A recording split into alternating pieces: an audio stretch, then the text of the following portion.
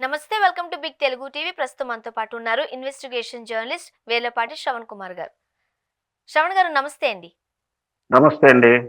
శ్రవణ్ గారు, నిన్న పవన్ కళ్యాణ్ గారు ఏదైతే అల్లు అర్జున్ గారి అరెస్ట్కి సంబంధించి జరిగిన ఒక సినారియో ఉందో దాని అంతటికి సంబంధించి స్పందించారు. ఫస్ట్ ఆఫ్ ఆల్ ఎప్పుడైతే అరెస్ట్ చేశారు అనే ఒక వార్త బయటకు వచ్చిందో అప్పటి నుంచే పవన్ కళ్యాణ్ గారు అల్లు అర్జున్ గారిని పరామర్శించడానికి వెళ్తున్నారు, ఇంటికి వెళుతున్నారు, ఇలా రకరకాలుగా మనం విన్నాం. కానీ ఇప్పటి వరకు స్పందించలేదు. నిన్నే మనం చూసాము, మీడియా వేదికగా మాట్లాడడం జరిగింది. చాలా ఇంట్రెస్టింగ్ విషయాలు కూడా తెలియపరిచారు. ఫస్ట్ ఆఫ్ ఆల్ ఏం చెప్తారు మీరు? ఖచ్చితంగా మొదటి నుంచి చెప్తున్నాను. గత కాలం నుంచి అంటే పవన్ కళ్యాణ్ రాజకీయ ప్రవేశం కానించి జనసేన పార్టీ పెడుతున్న కానించి ఆయన మాట్లాడిన పార్టీ పెట్టినటువంటి మొదటి మీటింగ్ తప్పించి మిగతా ప్రతి సందర్భంలో అతనేం గొప్పగా రాజకీయ నాయకుడిగా నాకేం కనిపించడం. ప్రతిసారి కూడా చాలా సందర్భాల్లో తను విమర్శిస్తూనే వస్తున్నాను. ఈ సమకాలిక రాజకీయ నాయకుల్లో అన్మెచ్యూరిటీ నాయకుడు ఎవరైనా ఉన్నారంటే పవన్ కళ్యాణ్ అని చెప్పొచ్చు వాస్తవానికి. ఇంకొకటి ఏంటంటే ఇక్కడ నిన్నటి మీటింగ్ తోటి స్పష్టంగా రెండు క్లారిటీలు వచ్చాయి. ఒకటి, ఇన్నాళ్ళు అల్లు అర్జున్ మీద వేధిస్తానికి కారణం సోషల్ మీడియాలో ఒక వార్త ఉండేది. ఏమిటి అంటే ఈ అల్లు అర్జున్ వెనక, అరెస్ట్ వెనక మెగా ఫ్యామిలీ కుట్ర దాగి ఉందేమో, చంద్రబాబు నాయుడు సహాయం తీసుకుని రేవంత్ రెడ్డి ద్వారా ఒత్తిడి చేస్తున్నారు అని చెప్పి ఒక అపోహ ఉండేది, ఒక వాదన ఉండేది, ఒక అసత్య ప్రచారం అనుకునేవాడిని. కానీ నిన్న మాట్లాడిన తరీకి చూసిన తర్వాత పవన్ కళ్యాణ్ యొక్క బిహేవియర్ కానీ మాటలు తీరు చూస్తే నిజంగానే ఆ అనుమానం కాదు, నిజం అనిపించేలా, నాకే అనిపించేలా ఉంది పవన్ కళ్యాణ్ వాక్యాలు చూస్తూ ఉంటే. వాస్తవానికి నిన్న పవన్ కళ్యాణ్ ఒక ఉప ముఖ్యమంత్రిగా మాట్లాడి ఉన్నా బాగుండే, సినీ పరిశ్రమ తరఫున మాట్లాడి ఉన్నా బాగుండేది. కానీ ఒక రాజకీయ నాయకుడిగా మాట్లాడాడు. తన వ్యక్తిగతమైన ద్వేషాన్ని, వ్యక్తిగతమైనటువంటి అపరిపక్వతని జోడించి మాట్లాడిగా కనిపిస్తా ఉంది. దీని గురించి ఇంకా క్లియర్ గా చెప్పబోతున్నాను. ఏమిటంటే పవన్ కళ్యాణ్ అల్లు అర్జున్ టార్గెట్ చేశారనేదో సానుభూతిగా ఒక చిన్న పాయింట్ తప్పించింది. నా మాట్లాడింది అంతా కూడా పేలతనంగానే ఉంది. ఒకవేళ నిజంగా పవన్ కళ్యాణే మాట్లాడాల్సింది ఉంటే అల్లు అర్జున్నే కాదు, అసలు సంక్రాంతి వరకు అల్టిమేటం ఇచ్చినటువంటి ఈ ఆంధ్ర తెలంగాణ నాయకులు, రాజకీయ నాయకులు, కాంగ్రెస్ నాయకులను ఎందుకు ప్రశ్నించలేదని నేను అడుగుతా ఉన్నాను. ఇంటి మీద అల్లు అర్జున్ ఇంట్లో ఉంటే కూడా దాడి చేసినటువంటి గుండాలను ఎందుకు ప్రశ్నించలేదని అడుగుతున్నాను. సినీ పరిశ్రమ మీద జరుగుతున్న దాడిని, అది యాదృచ్ఛికంగా జరిగినటువంటి ఒక సంఘటన తాలూకు విషయంలో ఒక రాజకీయ పార్టీ ఈ విధంగా తగదని ఎందుకు ప్రశ్నించలేదని అడుగుతున్నాను. ఎందుకంటే గతంలో తన సినిమా అన్నప్పుడు జగన్మోహన్ రెడ్డి ఏ విధంగా అయితే సినిమాను ధరలు పెంచుకుంటున్నో, ప్రీమియర్ షోకు పర్మిషన్ లేకుండా అడ్డు చెప్తే ఒక రాజకీయ పార్టీలు ఒక సినిమాని ఈ విధంగా అడగదొక్కుతారని చెప్పి కబుర్లు చెప్పినటువంటి పవన్ కళ్యాణ్ ఈ రోజు తన సినిమా తనకు వచ్చినప్పుడు, బాధ వచ్చినప్పుడు చెప్పినట్టు వాక్యాలు ఈ రోజు సినిమా ఇండస్ట్రీ, తన కుటుంబ వ్యక్తి అల్లు అర్జున్ ని వేధిస్తున్నప్పుడు ఎందుకు ప్రశ్నించలేదు? పైగా దాన్ని ప్రశ్నించకుండా తగుదనమ్మా అంటూ రేవంత్ రెడ్డికి పాలన బాగుంది అన్నాడు. ఏం పాలన బాగుంది? ఇక్కడ ఈ రాష్ట్రంలో హైడ్రా పేరు మీద సామాన్యుడు కట్టుకునే ఇళ్ళన్నీ కూల్చివేస్తా ఉంటే బాగా పరిపాలించడండి పవన్ కళ్యాణ్ కనిపిస్తా ఉందా?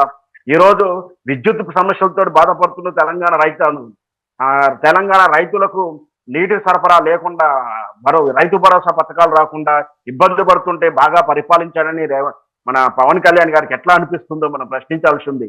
అంటే రేవంత్ రెడ్డి ఈ తెలంగాణ రాష్ట్రాన్ని నాశనం చేస్తుంటే బాగా పరిపాలిస్తున్నాడని చెప్పేసి అనడం అంటే ఈ తెలంగాణ రాష్ట్రాన్ని తిరోగమనం నేర్పే విధానాన్ని ఆంధ్రప్రదేశ్ చంద్రబాబు నాయుడు, పవన్ కళ్యాణ్ కలిసి స్క్రిప్ట్ ప్రకారం ఈ రాష్ట్రాన్ని వెనకబడేలా చేస్తున్నారో నాకు అనుమానం ఉంది.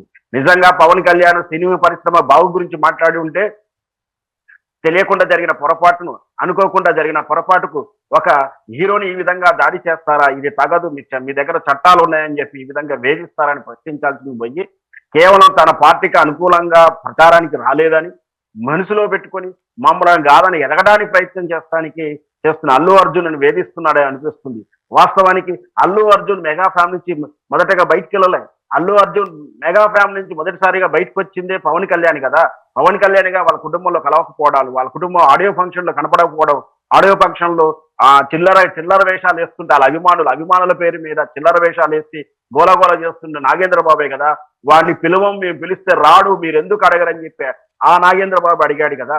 కాబట్టి మెగా ఫ్యామిలీకి దూరం చేశారని, దూరంగా వెళ్తున్నాడని అల్లు అర్జున్ని వేధించడం తగదు. ఈ విధంగా వ్యక్తిగత రాజకీయ కక్ష మనసులో పెట్టుకొని సినీ పరిశ్రమలకు ద్రోహం చేస్తున్నాడు పవన్ కళ్యాణ్. ఈ రోజు ఈ రోజు ఈ తెలంగాణలో రేవంత్ రెడ్డి అనే విష సర్పం అల్లు అర్జున్ కాటేసి ఉండవచ్చు.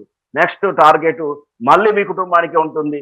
ఈ రోజు సినిమా ధరలు పెంచకపోవడం, ప్రీమియర్ షోకు పర్మిషన్ లేకపోవడం అనేది కేవలం అల్లు అర్జున్ సినిమాకే కాదు, రేపు గేమ్ చేంజర్ కుంది, తర్వాత టాకు మహారాజుకు ఉంది, రేపు ఇంకొక దానికి ఉంటుంది, రేపు రాబోయే నీ చిత్రానికి కూడా శ్రవణ్ ఉంటుంది. గారు, ఖచ్చితంగా మేడం. ఇప్పుడు రేవంత్ రెడ్డి గారు ప్రభుత్వాన్ని ప్రశంసించారు. పుష్ప 2కి రేవంత్ రెడ్డి గారు ప్రభుత్వం చాలా సహాయం చేసింది అంటూ మాట్లాడారు. At the same time complete గా అల్లు అర్జున్ గారిని కూడా తప్పు పట్టలేదు.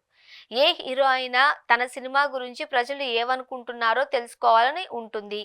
బయటకు వచ్చినప్పుడు వాళ్ళకి అభివాదం చేస్తూ నమస్కారాలు చేస్తూనే ఏ హీరో అయినా వెళతారు. ఈ ప్రక్రియలో అల్లు అర్జున్ని మాత్రమే దోషిగా చూపించారు. బట్ అది కూడా కరెక్ట్ కాదు అన్నట్టుగానే మాట్లాడారుగా. ఏదో కక్షపూరితంగా మనం ఎట్లా అనుకుంటాం? ఖచ్చితంగా అండి, మొరల్ సపోర్ట్ అల్లు అర్జున్ కి మొరల్ సపోర్ట్ ఇవ్వలేదని చెప్తాను. మొరల్ సపోర్ట్ ఇచ్చుంటే అల్లు అర్జున్ ఈ కేసుల రూపంలో వేధించడం ఎంతవరకు కరెక్ట్?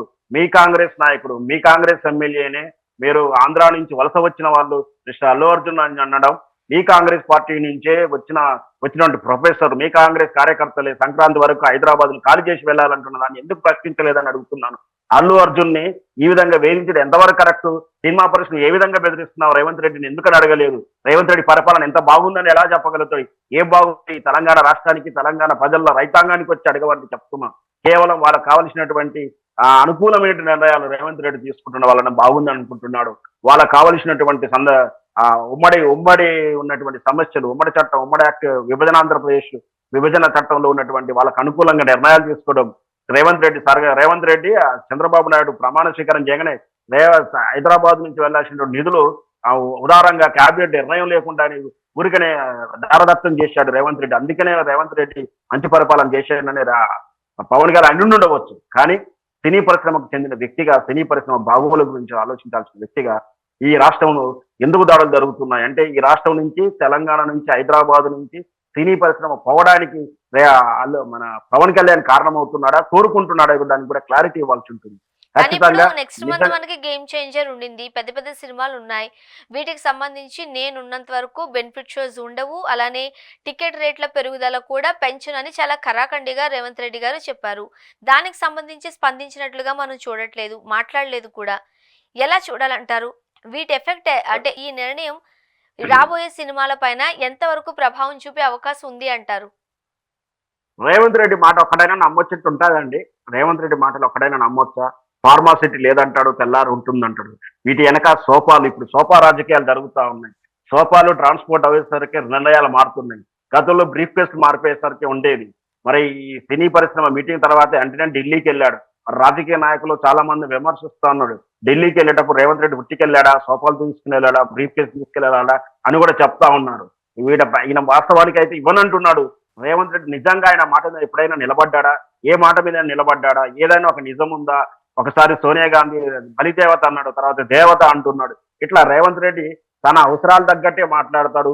ఎదుటి వారిని బెదిరించుకోవడానికి, లాలించుకోవడానికి, వాళ్ళ నుంచి సోఫాలు తీసుకోవడానికి, వాళ్ళ నుంచి బ్రీఫ్ కేసులు తీసుకోవడానికే ఈ బెదిరింపు రాజకీయాలు చేస్తున్నాడు. ఖచ్చితంగా ఒకవేళ ఇవ్వకపోతే దీని పరిణామం కూడా ఆయన అనుభవిస్తానికి సిద్ధంగా ఉంటాడు.